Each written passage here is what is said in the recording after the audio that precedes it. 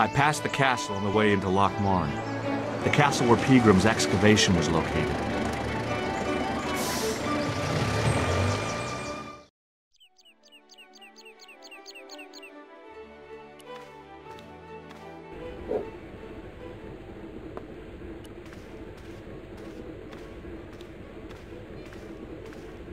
Hello there. My name's George Stobart. Pleased to meet you, I'm sure. I'm O'Brien. Can I help you? What can you tell me about the castle, Mr. O'Brien? It's a fine site now, isn't it? Dates back to the 10th century, you know. Most of the existing building was added much later, of course. Are the ruins open to the public? Oh no, it's much too dangerous. Anyway, there's nothing of interest remaining. How can I get into the castle? Well, those walls were built specifically to stop people getting in, Mr. Stobart. But I dare say you'll find a way, if you've the will. Can you tell me about the tripod which was found at the castle? Now, there's a bone of contention and controversy. It was dug up by an Englishman of the archaeological persuasion. Who was this Englishman? Professor Pegram, the same man who dug up the gem. Do you know where I can find Pegram? You're too late to meet that fella. Is he dead? Not that, but he's gone from the village. A sore point with our esteemed host, I might add. Why is Pegram's departure upset the landlord? He's lost a paying guest, that's why. More than that, there's the question of an unsettled bill. Poor Michael's seen red over the business, and I don't blame him. Can you ttell me more about the landlord? Mick Leary? He's what you call a would-be sophisticate. The trouble is, his idea of sophistication extends as far as putting paper in the lavatory. I never worked out why he did that. It's much too dark in there to read. That's true. Have you ever run your hand over the back of the door? The graffiti is written in Braille. Do you know where Pegram has gone? I'm sorry, but I don't. He upped anchor in the dark and shipped out before the dawn. Why did he do that? Who knows? A guilty conscience or a secret assignation. Whatever the reason, he'll not be missed in Lochmarne. Maybe now the fuss about the gem has died down, we can get back to normal. What can you tell me about the gem which Pegram found? Now there's a gem which should never have been taken. A man would have to be full of greed to covet that stone. What's your interest in the jewel? You're not a reporter, are you? Oh no. Thank the Lord for that. Have you ever heard of the Knights Templar? I most certainly have. A remarkable institution. Did you know? They were the originators of our system of credit. Their financial empire stretched from the Atlantic to the Caspian Sea. With bases in so many countries, they had to establish new methods of fiscal transfer. So, the Knights Templar were nothing but a bunch of bankers. I don't get it. Are you saying these Templar guys invented bank charges? In a manner of speaking, I suppose they did. What a dirty trick. Didn't anyone try to stop them? Oh yes, they were arrested and many were burnt at the stake. Good. They bloody well deserved it if they were anything like my bank manager. Goodbye for now.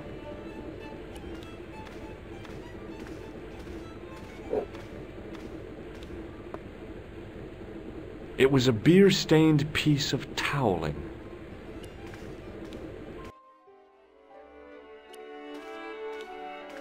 Hi there. What? What's your name, kid? Who are you calling kid? Who the hell are you? I'm George Stobart, and I'm with the good guys. You're a head case, mister. A few sandwiches short of a picnic. Cut the crap and tell me your name. Liam McGuire. What are you doing hanging around the bar, McGuire? I'm on the run from me dad. Why? Did you do something bad? I ain't done nothing, boss. You can tell me, kid. Is it your dad? Oh, sir. He drinks every last penny down his evil throat. And there's me poor old mother, bedridden and dying of presumption. I tried to buy her medicine. Chopped firewood for Father Mahoney till me fingers bled. The old skinflint cheated me too. But I took the pennies he gave me back home. Look, Ma, says I, see what your darling son has earned with his own sweat and blood. When suddenly Me dad appears and grabs the loot. I'm off to Dublin, heavy drinking, says he. Watch out till I get back. That's why I runned away. Something in the grin on his face told me he wasn't being strictly truthful. Compared to him, Huckleberry Finn was a candidate for Altar Boy of the Year. What can you tell me about the castle, McGuire? What do you want to know? Well, can I get inside? No, it's locked up. Does anyone live there? No. Only, what do you want to know? Oh, nothing. You know something about the castle you're not telling me, don't you? No. What is it you're covering up? Is it something you're scared of? I ain't scared of nothing. I'll give you one last chance to tell me about the castle. Oh, yeah? And what if I don't? Then I'm taking you back to school. Oh, there's a ghost. It's called the Phantom of Lochmarne. Do you know a man called Pegram? Can you describe him like on the telly in the cop shows? He's an English archaeologist. I know the man you mean if he's the one. Can you tell me where I'd find Pegram? No, I can't, 'cause he's not here now, but if I sees him, I'll ask him. Do you know what Pegram was doing in the castle? Digging for buried treasure. Jewels and gold and skeletons, like in the films.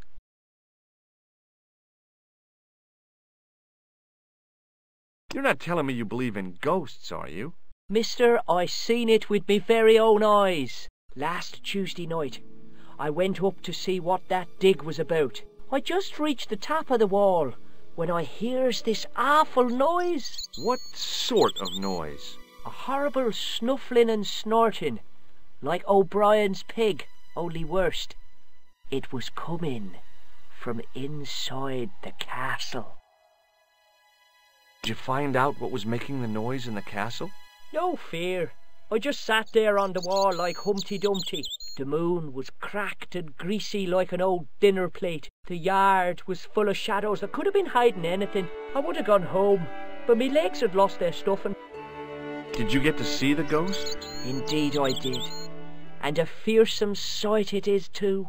I sat on my arse, waited while the moon went down. Then out it comes from the shadows, all grey and tattered and hunched over like an old bent willow. Then I hears this spluttering and splashing and horrible laughter in the dark. I was so scared. Why, I fell off the bloody wall. I'm sure there's a rational explanation for what you saw at the castle. There is. The bloody place is haunted.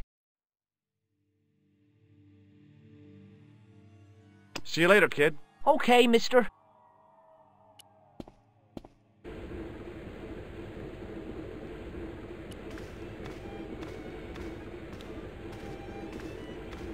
Hi, my name's Stobart, George Stobart. Hello there, mister. What can I do for you? Do you know Professor Pegram? Do I know him? Do I know the good professor himself? No, I don't. I mean, I know who he is, but I don't know him to talk to. Do you know anything about Pegram's excavation? Only that he didn't have the right tools for the job. What he needed was shovels and a JCB. Pegram was digging for historical remains, not coal. Is that a fact? What the hell for? It's the science of archaeology, Pat. Understanding how people used to live by what they've left behind. One day archaeologists might be digging up our remains. Imagine that, Mr. O'Brien. I wonder what they'll find. Well, it won't be arrowheads and beakers. Fast food cartons and flavoured condoms, more likely. Did anyone from the village work at Pegram's dig? I tried it myself, but that high and mighty history man called me incontinent. What a nerve. Hadn't I dug more holes than the rest of them put together? Can you tell me anything about the castle on the hill? Oh, I don't know much about anything. You should ask Mr. O'Brien here. He does joined up writing. Would you be one of them history fellas yourself? Oh no, I'm here on vacation. What's that? A vacation, Pat. It's what the Americans call a holiday. Oh, right. In Lochmarne? You come to Lochmarne for a holiday? Sure, it's a very pretty place. Where the hell are you from, mister? California. I know it. That's where the prunes come from. Yeah, amongst other things. Bye for now.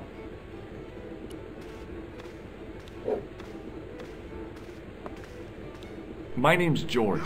Pleased to meet you, mister. My name's Fitzgerald. What can you tell me about the castle? There's nothing there. Just an old ruin. How old? I really couldn't tell you. Have you ever explored the castle yourself? I used to play there sometimes, when I was a kid. Then one of the little uns fell off the wall, broke his head and died. We didn't go there anymore. You haven't been up there recently? No. Do you know Professor Pegram? He's the archaeologist, isn't he? That's right. Did you work at Professor Pegram's dig? What gave you that idea? See you later.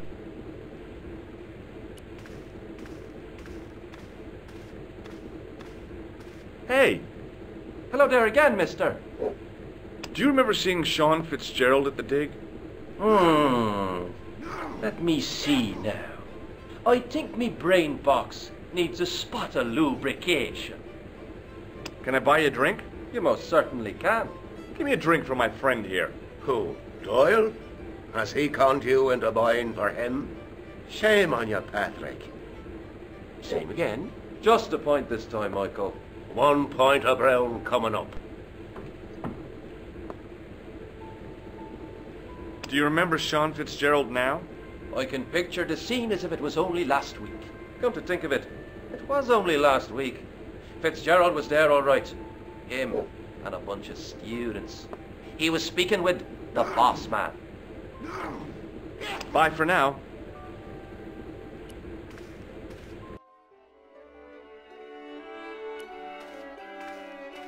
Hey, McGuire.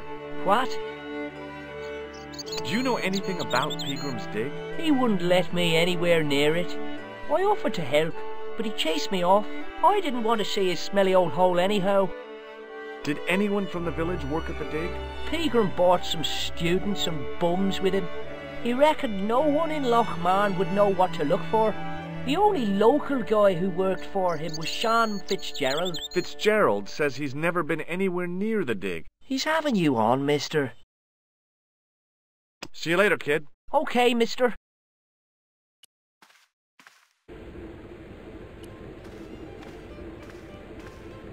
Mr. Fitzgerald?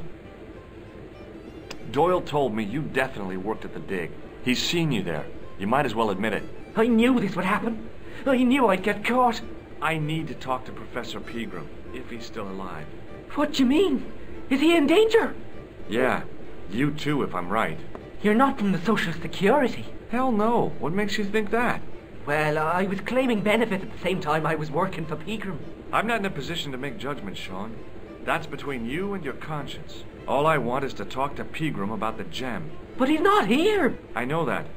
But he left that package with you, didn't he? So where did Pegram go? I don't know. I swear it. He came to see me early this morning. Said he was leaving. He asked me to give this package to a guy called Marquet. Show me what's in the package, Sean. I can't do that. Why not? I promised the professor. So what? You didn't have any qualms about your benefit scam. So where's the harm in taking a peek inside Pegram's package? You don't know these people. I can't. I don't dare. This is your last chance to show me the package, Fitzgerald. I've been patient with you, but now it's time to kick ass. But he'll kill me. Who will? The man from Paris. Jack Marquet. Pegram told me if I gave him the package unopened, I'd hear no more about it. But if I double-crossed Marquet, I'd be dead. I'll deal with Jacques Marquet. Give the package to me. No. Why should I trust you? I don't know who to trust anymore. I wish I'd never even heard of the Lochmarne gem.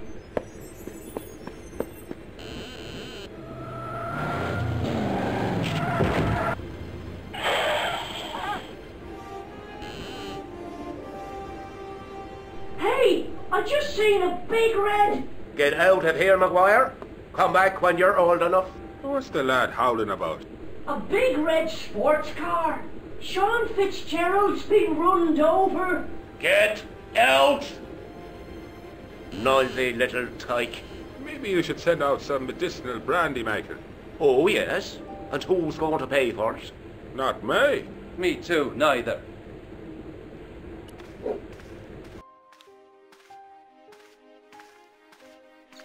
I was telling the truth about Fitzy, mister. Okay, calm down. Now tell me what happened. I was standing here, minding me own business, when I saw this beautiful red sports car coming up over the hill.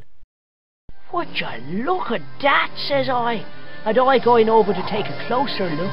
Next thing, Fitzy comes tearing out of the pub and nearly knocks me on my ass, but the car just flies at him.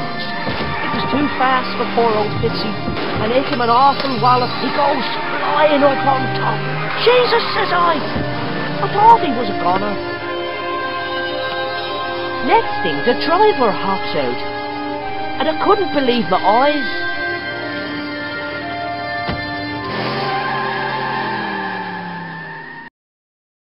He was dressed like a bloody pixie.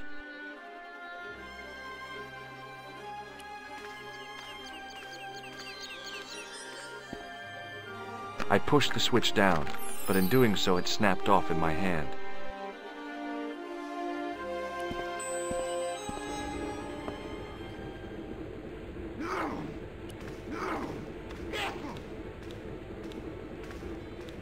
Top of the morning to you. I beg your pardon. Well, that's what you Irish say, isn't it? Do you want something? Or are you just flaunting your xenophobia? Well, I was trying to be sociable. Is it a room you're after?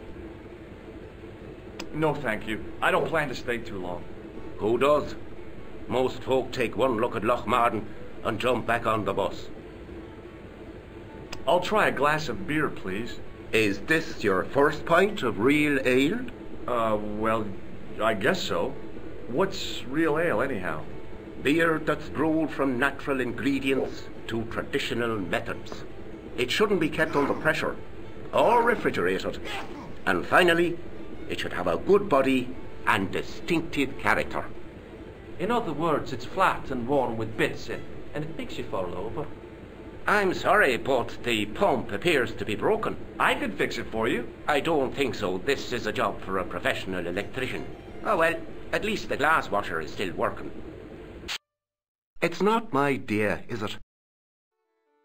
It just so happens I'm an electrician. Check out my credentials. Well, no. Isn't that marvellous? Here's a house bedevilled with faulty wiring of a wayward nature. Here's you, an electric man, with a little plastic card to prove it. I still want to see what you can do before I let you touch me beer pumps. You can make a start on the glass washer. And when you've finished that, will you take a look at the pumps?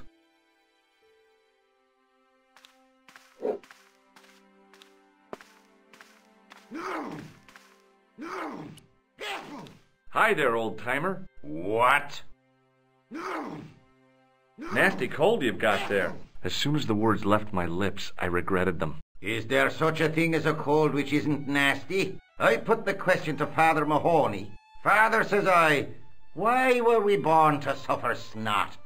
What did he say? He said, "It's my reward for being out all night like a sinner. Pious prig." Anyway, this is no ordinary cold. 'Tis the hay fever. Pollinosis? Thank you. You're not a policeman, are you? Excuse me? Police? No, I'd know it if you were. What's that you're making? It's a necklace, me bucko. Oh, sure. Made out of steel wire? That's right. A necklace for my pretty one.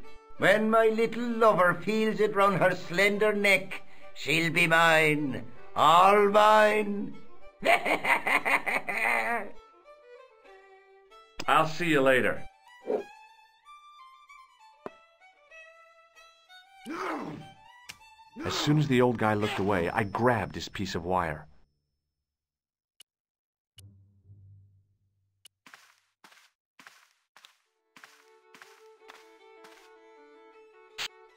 I replaced the fuse with a piece of wire. I knew it was dangerous, but I was desperate enough to disregard everything I knew about standard safety precautions. Excuse me, Mr. Leary. I fixed your glass washer, no problem. Bingo! And a blessing to all the saints. A free half-pint to that man on the house. Now, could you take a look at the beer pumps? Well, I guess so, but I'm not making any promises. If you can't fix them, I'll have a riot on me hands. The pumps are in the cellar, right? That's right. You'll find a flashlight down there somewhere.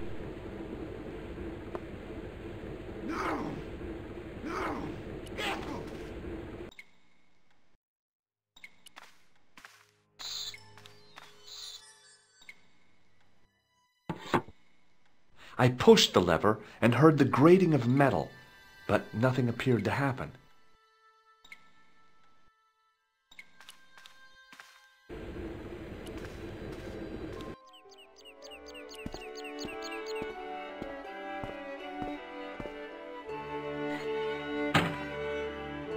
I lifted the trap door, and an overpowering smell of stale beer rose from the cellar below. I looked down on a stone-tiled floor, way too far to jump. Excuse me. There was a nasty feeling in my guts I usually associated with light opera. It was Khan. What's the problem? Did you see what happened here a few minutes ago? What was that? A man was involved in an unfortunate accident. I didn't see anything. What about the boy? He doesn't know anything either. The kid, well, you know how it is in these rural communities. Not enough genes to go round. I prayed McGuire had the sense to keep his mouth shut. Was the guy hurt bad? He's been taken care of, but he thinks he dropped a small parcel. You didn't happen to find it, did you? If I had, I would have taken it to the police. Of course. Thank you.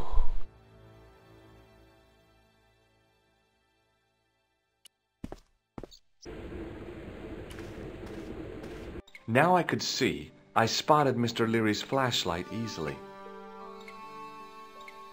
Then I noticed a flash of light, something sparkling beneath the open trap door.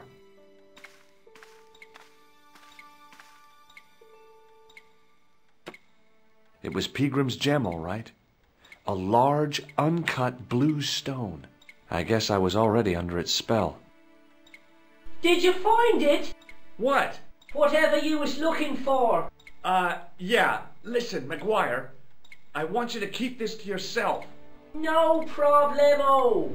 Just chuck us up a crate of lager. No way, you're not old enough. We can sell it and make some cash. Forget it, kid. I couldn't betray Mr. Leary's trust. I could, for sure. That old misery guts deserves it. If you want to do me a favor, keep a lookout for that guy in the suit. Okay. But it'll cost you a packet of chips. Oh, and shout if you see that Ferrari.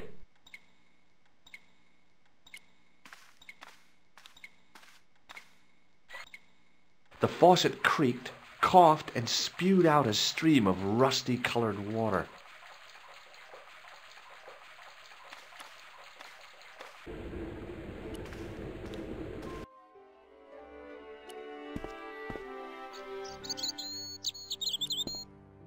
Hi, do you speak English? Well, no, what if I was to say no? An implication of cognizance shrouded in denial. A pretty poser of a paradox indeed. I gave him the look I'd perfected when I was 12 and was going to be the greatest hypnotist of all time. It was a killer. Are you attempting to hypnotize me, or is it the constipation you're suffering? I was a little out of practice. Did you happen to see a red sports car down on the road? I caught a glimpse of a flash of red on the hill and heard the racket. Sure, it was an awful noise. A sports car, you say? A Ferrari, to be exact. A racing car? And what was it doing here? The poor fella must have been lost. The driver of the Ferrari was involved in an accident. Is that so? Yeah. He knocked somebody down outside the bar. What an idiot! How could a thing like that happen? He was traveling too fast. So fast, he ran right under the car? I mean, the car was traveling too fast. But you'd have thought the idiot could have heard it coming. Maybe you know the guy who was hit by the Ferrari. His name is Sean Fitzgerald. Oh, I know him all right. That's me nephew, the idiot responsible for the stacking of my hay cart. Was he killed by the car? Oh, no. But he has been abducted. Well, that's a relief now. Aren't you going to look for your nephew? What for? From what you say, it's too late. Well, you could report the matter to the police. Better not. Besides, what could they do? Well, they could mount a search. They have only the one bicycle between them. In a question of superior acceleration, I put me money on the Ferrari. I think you ought to know exactly what Sean has gotten himself into. I'm not sure I want to know. But you're his uncle, his own flesh and blood. You're right, but what can I do? If I'm not here to guard it, some idiot might try to climb the haystack. What a moral dilemma. Stay here and guard this potentially lethal agricultural construction, or to go off in search of the prodigal nephew, the very man responsible for said hazard? It'll need some thinking about. Why, there's no problem. You're right. Why didn't I think of it before? We'll demolish the haystack. You don't have to demolish the haystack to go look for Sean. I'll stay here in your place and warn anyone who's silly enough to climb it. Marvellous! I think I should start me inquiries in the bar. He strode off in the direction of McDevitt's bar, leaving me to contemplate the stack of hay.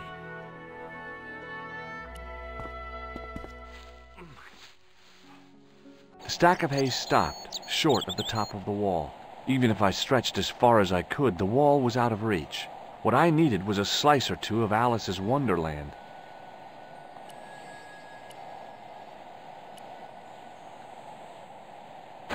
I inserted the end of the lifting key in the mortarless crack and gave it a firm shove. It remained lodged in the wall, jutting out to form a step.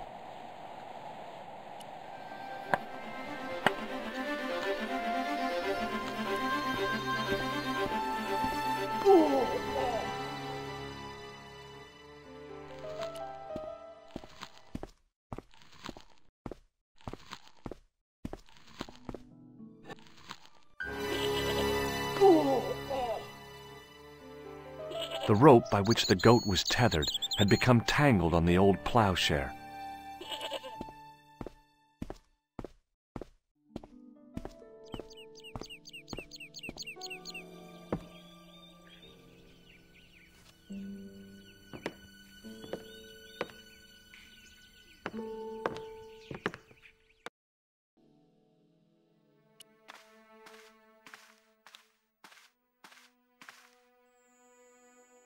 As I dipped my fingers into the soft white powder, I realized what it was. Plaster of Paris. I'd used it in kindergarten to make casts of animal paw prints.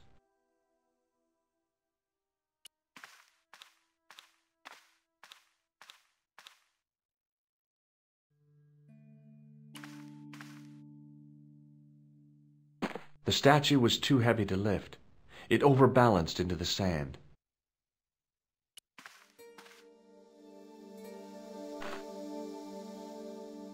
As I swung the stone upright, I noticed it had left a pattern of holes in the sand.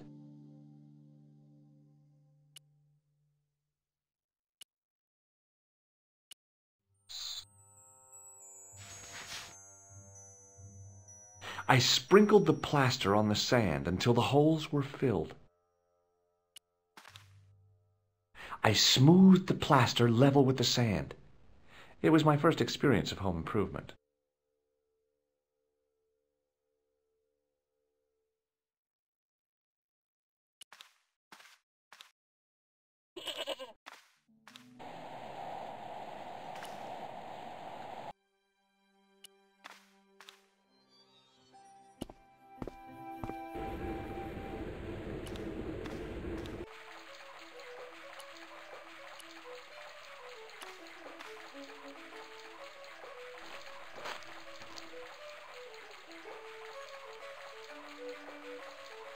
I held the towel under the faucet and soaked it with water.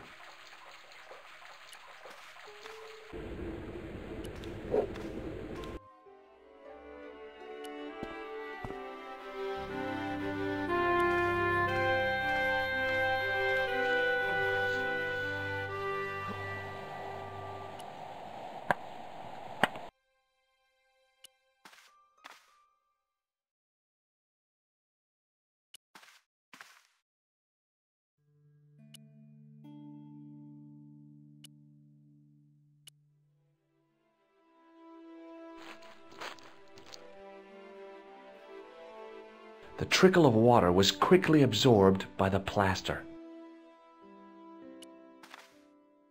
I eased the solid piece of plaster from the sand. Underneath, it had formed a perfect copy of the statue.